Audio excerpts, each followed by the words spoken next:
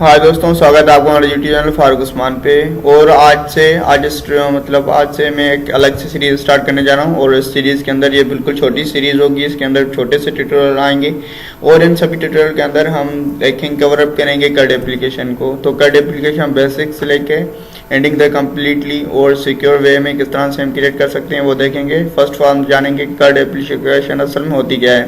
तो CRUD application के अंदर हम चार जो टास्क होते हैं वो चार ऑपरेशंस परफॉर्म करते हैं, जिनमें फर्स्ट होती है क्रिएट ऑपरेशन, देन इसके बाद read operation and update operation and delete operation. ठीक है, तो सबसे पहले हमें CRUD एप्लीकेशन के लिए एक डेटाबेस क्रिएट करना होगा। तो डेटाबेस क्रिएट करने के लिए और आज के इस ट्यूटोरियल के अंदर हम सिर्फ और सिर्फ डेटाबेस क्रिएट करना देखेंगे अपनी CRUD एप्लीकेशन के लिए, किस तरह से हम डेटाबेस क्रिएट करते हैं।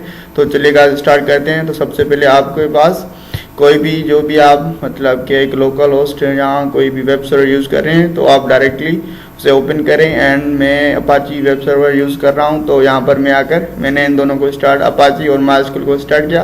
देन यहाँ पर आकर मैं जो MySQL एंड एडमिन पे आप क्लिक करेंगे तो डायरेक्टली आपको इस तरह से कुछ इंटरफेस मिल जाएगा। अगर आप इस तरह से भी इसे कर सकते हैं, लोकल होस्ट देन स्लैश दें, ठीक है।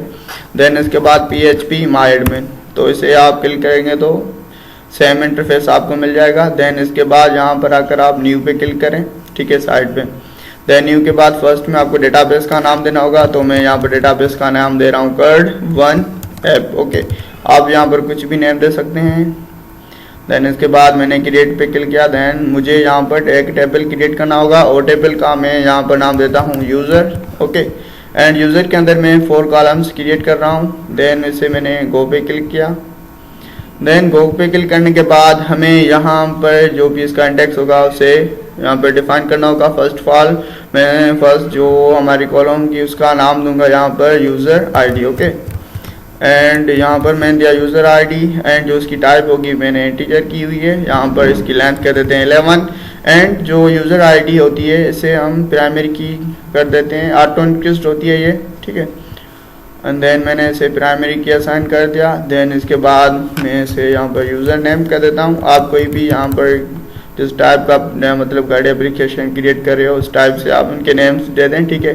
देन मैं इसे वर्कआउट कर रहा हूँ वर्कआउट। देन इसकी जो लेंथ होनी चाहिए 45 दे रहा हूँ मैं इसे। देन इसके बाद हम देंगे यहाँ पर ईमेल, ओके।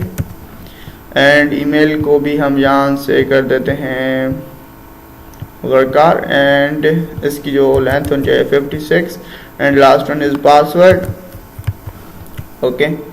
यहाँ पर मैंने पासवर्ड एंड पासवर्ड भी आपको टाइप इंटीजर ही रहना होगा।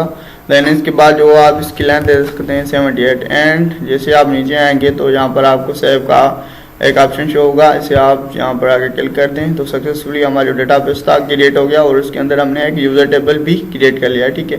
तो ये हमारा डेटाबेस है CRUD ऐप नेम से। देन इसके अंदर एक टेबल क्रिएटेड है जिसका नाम है यूज़र्स। जैसे आप यूज़र्स को क्लिक करेंगे तो यहाँ पर उसकी सारी इन्फो आपको मिल जाएगी, ठीक है गाइस। तो आज ट्यूटोरियल में सिर्फ इतना ही, वो मिलते हैं अपनी नेक्स्ट ट्यूटोरियल के अंदर, ठीक है गाइस। एंड टेक केयर, अल्लाह हाफिज़।